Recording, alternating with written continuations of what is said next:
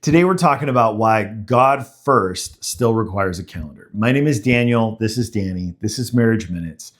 So why does God first, or putting God first, still require a calendar? Faith without a plan leads to neglect. So just like anything else in our lives, we need to have a plan because everything is vying for our time.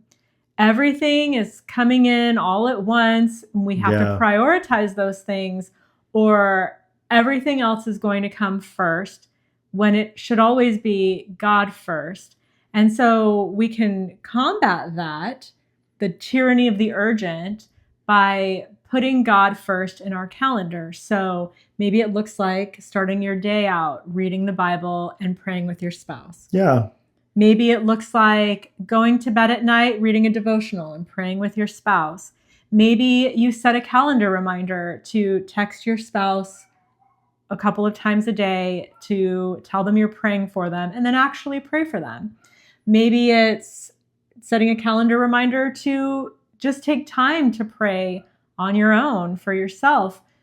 If we don't put it in our calendar, though, or we don't have some kind of schedule to make sure we're putting God first, then everything else is going to come in first and take that first priority spot, which should always be for God. Yeah, there's so many distractions in our world and so many things that can get in the way of us prioritizing God. Mm-hmm. So if we don't prioritize God in this way, a lot of things can get in the way of that. So it's important that, like you said, we're just super intentional. And then, of course, we bring our spouse into that and make time for that time together. So your calendar really says a lot about your values, and it's one way that we can really prioritize what matters most to us. We saw a pastor once say, "Show me your calendar and I'll show you your future."